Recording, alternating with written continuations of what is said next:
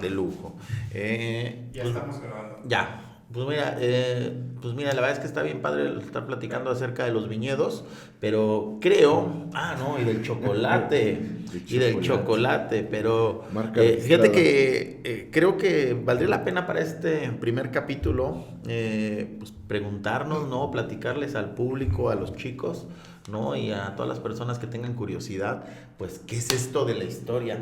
Fíjate que por ahí hay algo, y fíjate, me lo comentaban.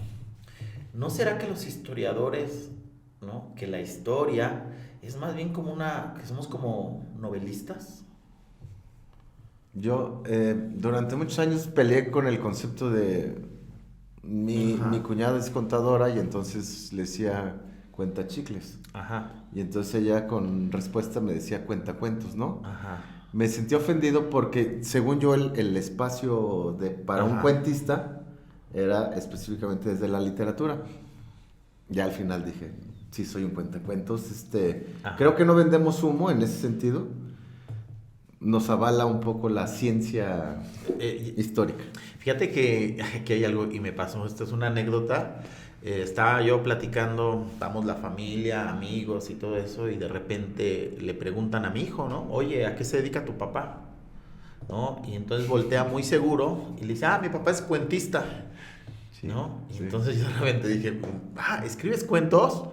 No, le digo, soy historiador. Es lo con mismo. razón. No, pero no, en realidad es una pregunta que me ha atormentado, porque cuando yo decidí ser historiador, porque pues, ambos somos historiadores Avalado. avalados por una universidad verdadera, no intangible, Exacto. no, este, pues pensamos, ¿no? Que en realidad estábamos haciendo ciencia. Y yo creo que esa es como la carga que tenemos como historiadores, ¿no? Muchas de las veces que creemos que hacemos ciencia. ¿Y no? Fíjate que yo creo que la historia está entre el relato, anda navegando entre la literatura, anda navegando entre las idiosincrasias de la historia, bueno, entre el tiempo, ¿no? Y de repente, pues sí tenemos una cierta carga de imaginación, ¿no? Un poco de imaginación. Criticaba yo mucho a los arqueólogos. ¿Por qué? Porque yo decía, es que estos güeyes avientan todo el sci-fi, ¿no? O sea, agarran y encuentran un pedacito de piedras y se arman todo un edificio. Y dicen, no mames, ¿cómo le hacen, no? Estos güeyes. Pero de repente, pues también nosotros interpretamos un montón de cosas. No, y fíjate, el otro día voy a situarme de tu idea. Ujú. Platicando con un buen amigo, que también es historiador, y de pasada es mi cuñado. Gracias. Platicando con él, y en esta idea donde le preguntaba como León a su tío, ¿no? De que qué era ser historiador. Ujú. Y dice, el historiador nada más lo que hace es traducir lo que escribió en el pasado y transformarlo en palabras presentes. Ujú. Y en ese sentido, el contar cuentos Ajá. es este enganche, ¿no? Es esta malicia de decir, ven, tienes 5 minutos para hablarte de Dios, vamos a llegar como testigos, ¿no? Ajá, claro. Fíjate, aquí hay algo bien interesante, ¿no? Cuando vemos esto de la interpretación histórica, yo lo veo mucho, ¿no? Es como cuando una persona choca, ¿no? Es un choque de un coche, ¿no? Y de repente el policía llega y está preguntando, oiga, ¿usted qué vio? ¿No? Y le preguntan a la señora que estaba en el puesto de periódicos, le preguntan a la tamalera que estaba en la esquina, le preguntan al metiche que estaba por ahí. Y cada uno da una versión diferente de lo que vio. Y entonces es como un juego de interpretaciones. Pero fíjate, aquí lo que la otra vez tú y yo platicábamos. Yo creo que el detalle de ser historiador, y es lo que tú me comentabas, es que en realidad somos como los traductores, algo así me decías, ¿no? Ujú. Como los traductores del pasado. Nosotros traducimos el pasado para llevarlo al presente. Pero, a ver, ¿tú qué le contestarías a un chavo? Que si te dice, bueno, ¿y cuál es la importancia de la historia? Me he esforzado en tratar de responder esa pregunta internamente, no Ajá. externamente. Y la respuesta va a girar más como a... Es lo que hicieron y cómo nos enseñaron a hacerlo. Porque no, de alguna manera siempre he estado peleado con esta idea hegeliana de una historia cíclica. De esta idea de... me choca porque la he visto muy manipulada y muy manoseada. Esta idea de hay que saber qué pasó en el pasado para entender el presente y no cometer los errores en el futuro, ¿no? Sí, es como el cliché, ¿no? Exacto, y este concepto de esta es la historia. No, creo que la historia es un poco más, y no me voy a poner muy... la historia es la maestra de la vida, ¿no? Una onda así. De hecho, la historia es una musa, ¿no? Es una musa, es una de las Clio, la historia. Pero, Euterpe, ¿no? La de la música. Pero respondiendo a esto es como, ¿qué fue lo que nos enseñaron? Y la justificación idónea para decir, mira, al menos sé por qué hago lo que hago actualmente. Que de alguna manera no quiero llevarlo a un reduccionismo de esta idea hegeliana, que no está mala, pues, pero a veces mi conflicto es con las personas que nada más comprenden que la historia es eso, pues, ¿no? Es esta comprensión del pasado como si ese pasado, y voy a meter un poco a Schopenhauer, como si ese pasado estuviera muy alejado y lo que hago actualmente es culpa de ese pasado, ¿no? Ya lo decía Octavio Paz en lo de la Malinche, ¿no? Los hijos de la Malinche. Es porque ese pasado, estoy culpando ese pasado de mi actualidad. No. Pero fíjate algo, yo no estoy tan peleado. De hecho, yo creo que es por mi formación materialista histórica, un poco, ¿no? Lo sabes bien, ¿no? Que cogeo de ese pie, ¿no? De repente por ahí dicen, Dusko, es que tú eres como medio, ¿cómo decirlo? Medio burgués rojo, ¿no? Pero no existen los burgueses rojos. Existe precisamente lo que es, ¿no? Reivindicación social. Eso sí existe. Darte cuenta de que hay 45 millones de pobres o más. Pero bueno, hablando de Hegel, ¿no? hablando de reduccionismo y de Hegel, ¿no? Yo creo que la historia, y de ayer platicábamos, o no me acuerdo cuando lo estábamos platicando, del espíritu de las naciones, perdona mi alemán, el Volksgeist, o como el Volkswagen, pero el Volksgeist. El espíritu de los pueblos. Y la historia es eso, es el espíritu de su pueblo. Un pueblo tiene un espíritu. Hoy en día acá ya sabes que todos con esta onda, porque fíjate, es bien extraño esto, Cecilio, ¿no? Estamos, ¿cómo se dice? Como que nos cubren con una cobija de la anglosajona. El manto, una vez lo usaste tú, el manto europeo. Exactamente, un manto, pero deja de eso, o sea, bueno fuera que fuera germanófilo, galófilo, no, es anglófilo, o sea, todo tiene que ver con terminología en inglés y todo eso, pero bueno, ese es otro boleto, ¿no? El detalle de esto es que sí, ¿no? La historia tiene que ver con este espíritu de los pueblos. Esto que es nuestro background, ¿no? Que nos trae consigo, ¿no? Y entonces de repente podemos ver que la historia tiene una función de rememorar nuestra cultura. Fíjate. Te voy a... Nada más rápidamente con esto. Cuando llegaron los españoles aquí a México, había más de 500 pueblos indígenas. Aproximadamente 400, me corregirán los lingüistas, los etnolingüistas, todo eso, pero aproximadamente 490 más lenguas indígenas. Hoy en día quedan de 68 a 71 lenguas indígenas, ¿no? Hay un exterminio cultural, estamos exterminando historias. Con la lengua, fíjate esto es brutal. Cuando nuestra lengua la constreñimos, le agarramos elementos de otra cultura, estamos matando precisamente a esta cultura, ¿no? La estamos matando o transformando, ¿no? Y de cierta manera modificando su historia, su cultura. Por ejemplo, no sé si sabías que el quiligua quedan, o ya no existen, pero quedaban 3 hablantes del quiligua, ¿no? Una lengua mexicana, bueno, de los nativos mexicanos, ¿no? Ya. Esa lengua desapareció, va a desaparecer su historia, va a desaparecer su cultura, va a desaparecer su logos. Su logos, imagínate. No los... A ver, veo dos cosas importantes ahí. Primero, creo que es... voy a tomar la segunda primero y después la primera.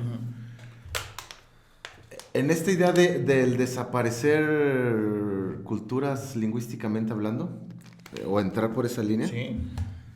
no es la historia de la humanidad. O sea, no es exclusivo de esta mexicanidad, pues, ¿no? No mexicanidad, sino de este arraigo territorial que tenemos aquí, ¿no?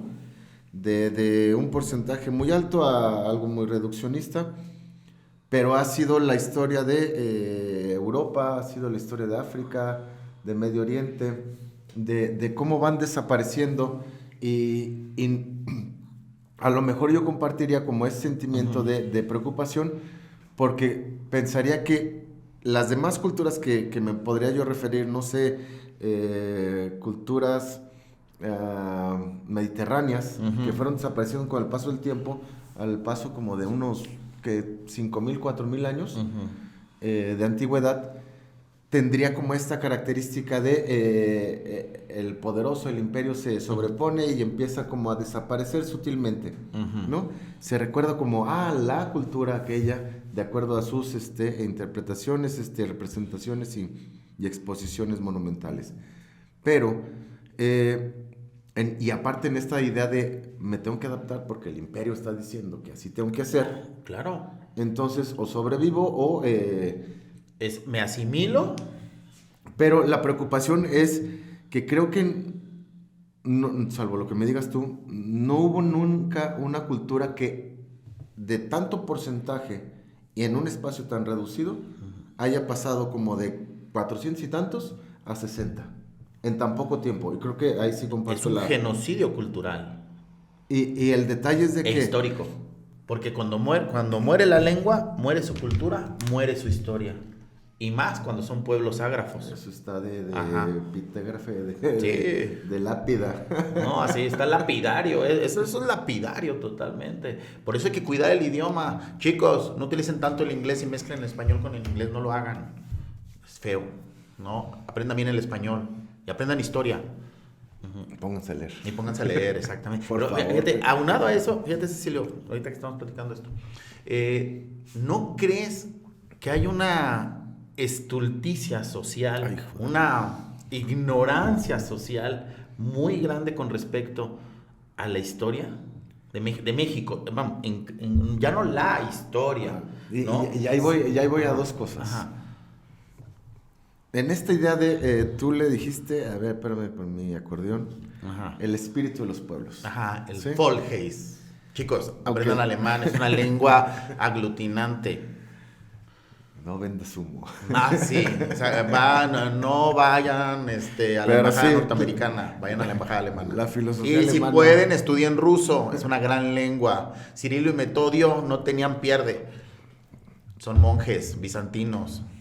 Lean. Y no eran marxistas. Y no eran marxistas. Miren, Rusia no inició siendo marxista, era un imperio zarista. Ajá. Y antes hubo muchos pueblos ahí, varegos les decían. La idea de espíritu del pueblo, del Volkes, me voy a remitir, ahora sí me voy a poner de dato duro. Dato duro. En términos de cómo generar una historiografía o cómo generar un relato histórico, es muy diferente. Heródoto, papá de la historia, padre de la historia, con Mira, si lo recuerdan, con su película de 300 Heródoto versus Tucídides. Ándale. Ajá, chicos, Heródoto, primer historiador griego, Tucídides también, ¿no? La guerra del Peloponeso y... ¿cuál era? Las guerras médicas. Y las guerras médicas, exactamente. Pero ¿por qué es papá de la historia? Porque el hombre nada más describe lo que pasó. ¿Sí? Es un descriptor. Y este descriptor después Tucídides lo convierte en relato, es decir, hay un principio, hay un medio y un fin, ¿no? Entonces, pero es el relato de la historia, o la descripción de la batalla, ¿no? De las invasiones, y de cómo el pueblo libre y democrático ateniense. Basado en la esclavitud, griego, claro está, ¿no? Porque para que hubiera un pueblo democrático ateniense, el nacimiento de la democracia, sí, ¿no? Pero bajo la esclavitud, porque para que pudieran pensar en democracia y en filosofía y en todas las mamadas estas, ¿no? Tuvieron que soltar las manos y para eso tuvieron que darle la chamba a otro güey que se llamaba esclavo, ¿no? Ah, esclavo viene de eslavo.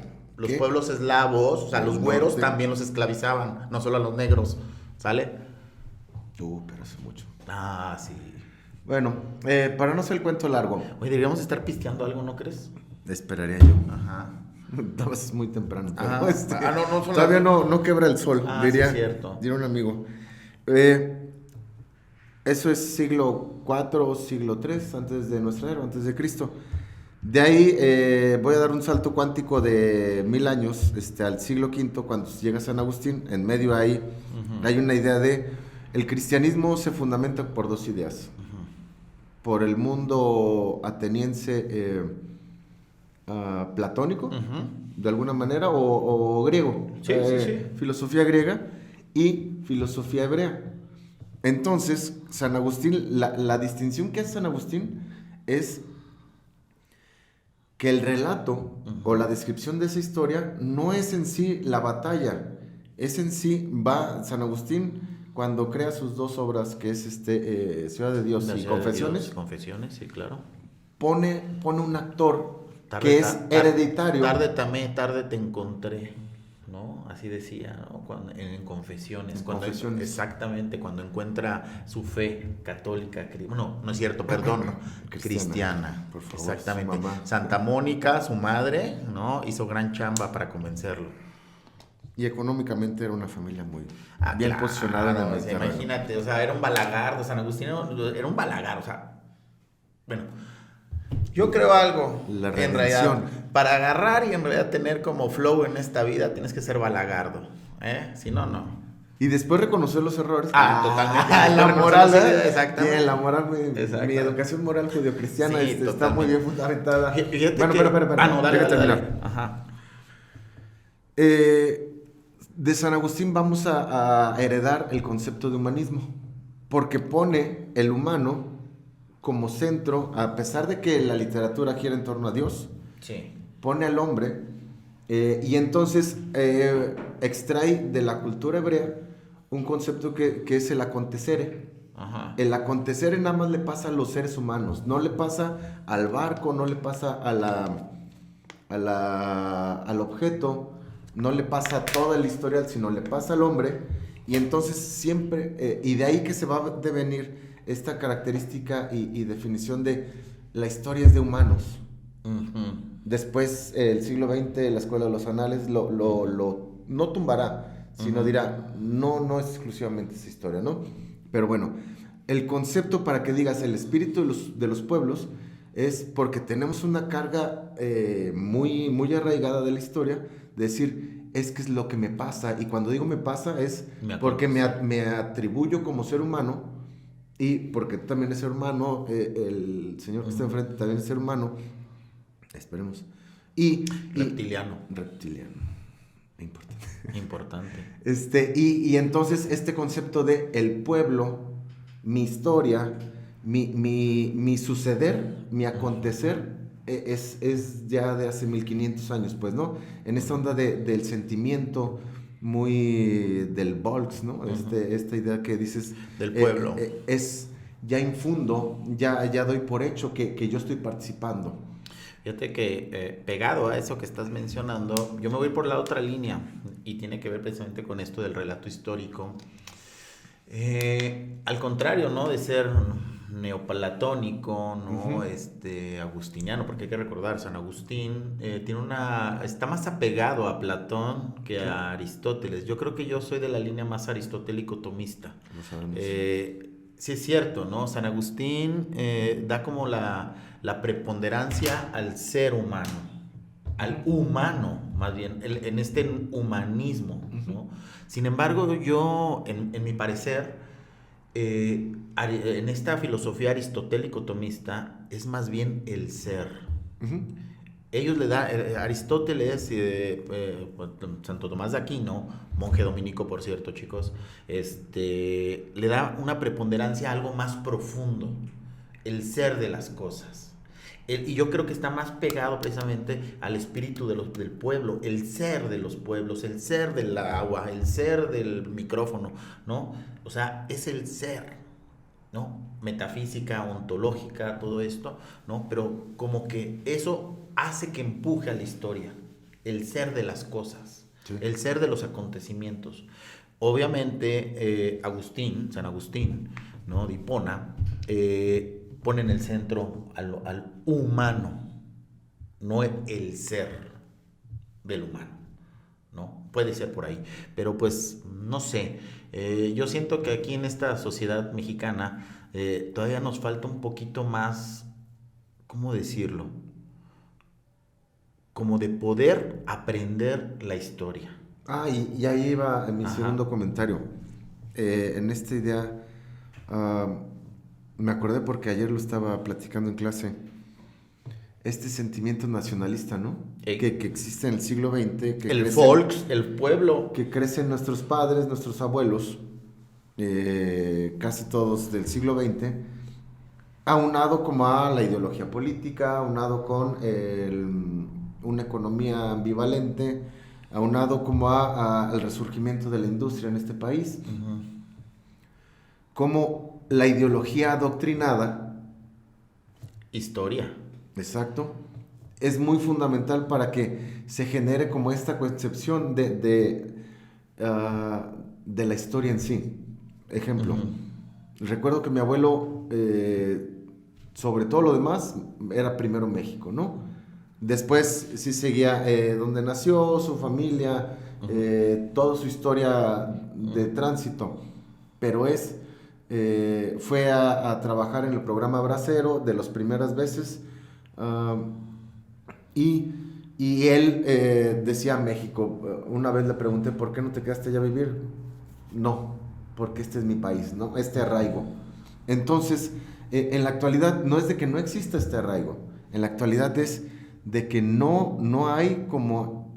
No es de que no haya, sí lo ha existido. Y esta línea educativa de... hay honores a la bandera, como si los honores a la bandera, que yo interpretaría así, los primeros 20 años del siglo XXI, empezaron a cuestionar realmente eso forja la nacionalidad, eso forja tu sentimiento nacionalista. Entonces, en este espíritu de los pueblos que abordas, ya no hay ese momento unitario que forja estas doctrinas, sino ya fortalecer el espíritu, fortalecer el razonamiento, fortalecer las experiencias, mis sentimientos, mis sensaciones. Entonces, creo que de repente estamos en un momento histórico muy falto en una pequeña parte que hemos estado hablando de este espíritu nacional o de arraigo versus mi fortalecimiento del yo, ¿no? De esta esencia, de este ser que lo voy a conectar con lo que decías de Santo Tomás, muy materialista en términos del si yo lo sé es porque yo lo veo, yo lo siento, yo lo escucho, parece chiste, un poco como lo de Thalía, ¿no? Que era el meme de me ves, me sientes, me escuchas. Pero esa oración en la Edad Media, en el convento o en el monasterio donde vivía San Agustín, yo creo que es muy válido, ¿no? Es así de, ya baja esa señora loca, ¿no? Pero aquí ya lo damos por hecho, ya nos da risa, porque es esta característica de, sé que esto es un celular porque me enseñaron a decir que esta es la forma y que así se llama. Y se llama celular. Exacto. Exactamente. Fíjate que aquí hay algo interesante, ¿no? Yo siento, más no siento, pienso, ¿no? Y critico y veo, ¿no? A la sociedad mexicana y a la sociedad como se dice, nuestra sociedad, pues, ¿no? Que en realidad carece mucho de la aprehensión de la historia, del aprender la historia. Pero no me estoy refiriendo al aprender del aprendizaje mnemotécnico, sino del aprender, del agarrar y tomar la historia, hacerla parte de tu vida, ¿no? Y precisamente tomar decisiones, pero no en esta idea chabacana de la que nos platicaba Cecilio, de que, ay, es que si la historia se repite, si no estudias historia, pues entonces vas a repetir como los errores. No, sino de tener una mirada crítica. Yo, por ejemplo, hoy en día veo que hay veo un momento crucial en México, y de repente veo personas que opinan con estulticia, ¿no? Personas que en realidad no tienen conocimiento casi de lo que pasó hace 10 años.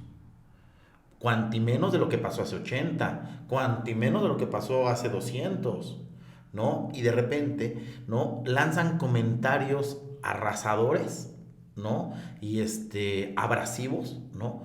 Contra toda una, ¿cómo decirlo? Contra todo un modelo económico, contra todo un gobierno, contra toda una ideología política, pero sin conocimiento. Y eso es súper destructivo y polarizante. Eso precisamente yo diría que es la estulticia del siglo XX, y va ligado precisamente con esto de la inmediatez, ¿no? La inmediatez no da chance a la historia, porque entonces la historia se convierte en un relato, ¿cómo se dice? Vacío, de abuelito. No sirve para nada. Hay algo, chicos, que se llama la historia helicoidal. No me acuerdo, tú me podrás corregir, Cecilio. No me acuerdo si era Vico el que lo comentaba, que la historia era como una helicoidal, ¿no? Se parece, pero no es igual. Se parece, sus características. Por sus características. Se va reflejando, pero no es igual, ¿no? Y yo creo que pudiéramos, así como para cerrar esto, ¿no? Para cerrar este momento, pues poner en conclusión por qué vale la pena estudiar historia. ¿Qué le dirías a estos chamacos? Me puse como en el meme de que está fracciones y yo, ¿por qué estudio historia? Fíjate que es bien bonito. No te creas. No, yo les voy a decir algo. ¿Quieres sufrir? Estudia historia. Estudia ciencias sociales. Estudia las ciencias sociales. ¿Quieres sufrir? Estudia filosofía, ¿no? Porque el filósofo, como tal, lo dije, el historiador, es un crítico. Critica, cuando todo se ve bien, lo critica. Es el aguafiestas, ¿no? Es el tío borracho, ¿no? Que llega ahí a estar echando pestes. Y que dicen, solo los niños y los borrachos tienen siempre la verdad. Exactamente. Bye. Adiós.